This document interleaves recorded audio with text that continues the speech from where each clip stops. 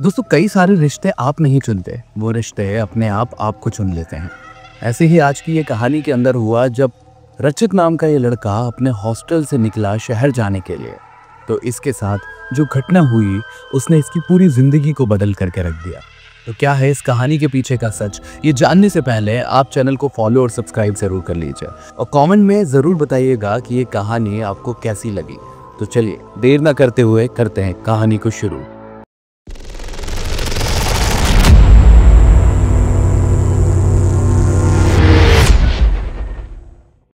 दोस्तों रचित नाम के लड़का जो कि रहता है हिमाचल के घनेरा एक छोटे से कस्बे में।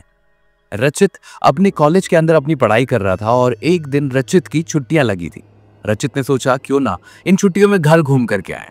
रचित निकल जाता है अपने घर की तरफ, लेकिन दिन में उसको बहुत सारे काम होते हैं। वो सब निपटाते निपटाते उसे रात हो जाती है और रात 9 बजे के आसपास वो निकलता है अपने घर जाने के लिए।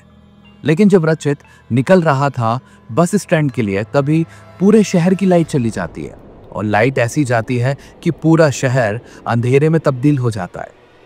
रचित यहाँ बस स्टॉप पे खड़े होकर के बस का इंतजार कर रहा था। तभी सामने से एक बस चली आती है। यहाँ मौसम थोड़ा ठंडा ठंडा था, हल्की फुल्की हवाएं चल रही थी और रचित को थोड़ी थोड़ी ठंड भी महसूस हो रही थी। इसलिए जैसे ही उसको बस नजर आई वो बस की तरफ बढ़ गया। पर अजीब बात यह थी कि इस बस की हेडलाइट नहीं जल रही थी। रचित को भी ये बड़ा अजीब लगा था, लेकिन उस बस के अंदर चमकता हुआ एक टिमटिमाता हुआ एक बल्ब जो उस बस की एग्जैक्ट पोजीशंस बता रहा था। रचित के सामने आकर के ये बस रुकती है। रचित बिना कुछ सोचे समझे उस बस के अंदर चढ़ जाता है, क्योंकि रचित को लगता है शायद इसके बाद मुझे कोई बस मिले या ना मिले। इसलिए रचित देरी ना करते हुए उस बस में सीधा चढ़ता है।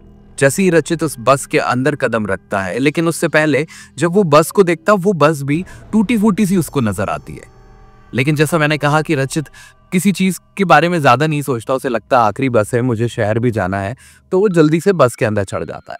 बस के अंदर पहला कदम रखते से ही रचित को बहुत अजीब सी सीढ़न वाली बदबू आती है। लेकिन रचित सोचता है ठीक है, मुझे क्या, थोड़ा से देर का ही सफर है, उसके बाद मैं निकल जाऊंगा।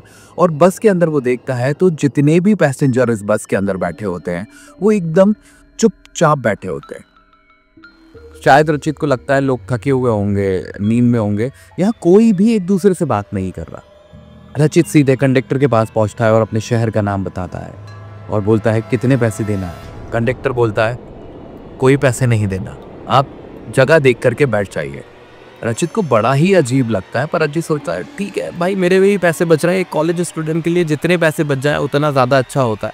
रचित एक सीट के पास जाकर के खड़ा होता है। वो देखता है कि उस सीट पे एक दुल्हन जैसी लड़की बैठी हुई है, जिसने दुल्हन की ड्रेस पहनी हुई है और उसके हाथ ऐसे रखते हुए थे, तो रचित साफ देख सकता था कि उसके हाथों के ऊपर मेहंदी लगी हुई है और ये मेहंदी एकदम ताज़ी ताज़ी है।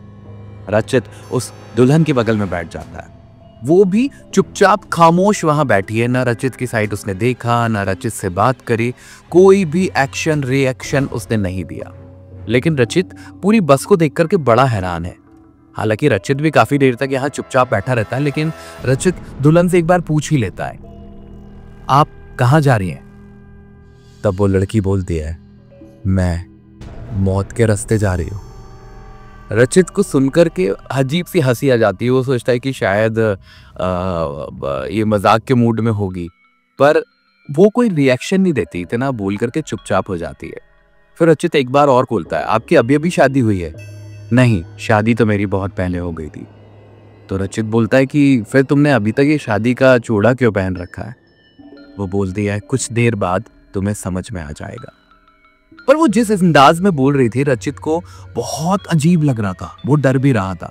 अब ये बस धीरे धीरे धीरे धीरे आगे बढ़ती जाती है और रचित पूरी बस को देख करके बहुत ही हैरान था कि यार यहाँ कोई किसी से कुछ बात नहीं कर रहा, ना बस के अंदर कोई गाने बज रहे, लोग जिस पोजीशन में बैठे हैं वो हिल भी नहीं रहे। रचित को ये सब कुछ बहुत अजीब लग रहा था, लेकिन उसने हर चीज को नजरअंदाज करते हुए उसने सोचा मुझे तो अपनी डेस्टिनेशन पे पहुंचना है। और इस बात जैसे ही रचित बस के बाहर देखता है उसे कब्रिस्तान जैसी चीजें नजर आने लगती है। अंधेरा जो किसी गुमनाम रास्ते की तरफ बढ़ता जा रहा है। रचित देख करके बहुत डर जाता है इसको। रचित बोलता है इस रास्ते से तो मैं आज तक कभी नहीं गुजरा। तब वो दुल्हन बोलती है मैंने तो आपको बोला ही था ये रास्ता मौत का रास्ता है। इस बार रचित अंदर से डर चुका है। रचित के हाथ पैर कांप रहे हैं, रचित के रोंगटे खड़े हो गए। तभी रचित खड़े होकर के कंडक्टर से बोलता, भैया ये बस जा कहाँ रही है? कंडक्टर रचित के साइड देख करके बोलता है, कुछ देर बाद पता चल जाएगा। और फिर तभी कंडक्टर बोलता है उस दुल्हन से, आपका डेस्टिनेशन आ गया, अब आपको यहीं उतरना है।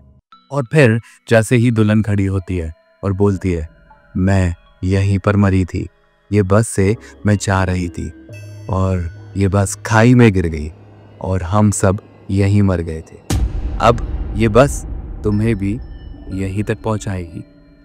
और रचित तुरंत दौड़ लगा करके बस के गेट की तरफ भागता है तो रचित देखता है कि बस आगे के हिस्से से पूरी की पूरी खाई की तरफ झुकी हुई है। और रचित उस खाई को देख करके वहीं घबरा जाता है, पसीने पसीने हो जाता है और बस सीधे खाई में गिरती है।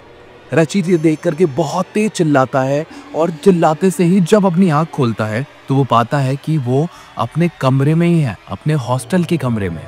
अब रचित के रोंगटे खड़े हो चुके हैं, रचित की आंखों से आंसू निकल रहे हैं, रचित पूरी तरीके से डरा हुआ है, पूरा शरीर पसीने पसीने है।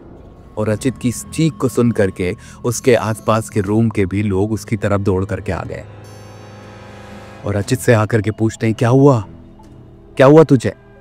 तब रचित उन्हें सारी सच्चाई बताता है। तभी एक लड़का बोलता है, हाँ, कहते हैं कि रात के 9-10 बजे के बीच में इस हाईवे से एक बस गुजरती है, जो उस बस में बैठ गया वो कभी लौट करके नहीं आता। लेकिन रचित की किस्मत अच्छी थी कि रचित को सिर्फ ये सपना आया था। और ये सपना क्यों आया था और एकदम सच ये सपना रचित को ही क्यों आया था, इसके पीछे की क्या कहानी है, ये कहानी मैं आपको एक अगले पार्ट में बताने वाला हूँ। अभी आप बताइए कि कैसी लगी आपको ये कहानी, कमेंट जरूर करिएगा और वो हॉरर स्टोरी को सब्सक्राइब करना ना भूलिएगा। मैं हूं सचिन ठाकुर आपके साथ। जय हिंद, जय भारत।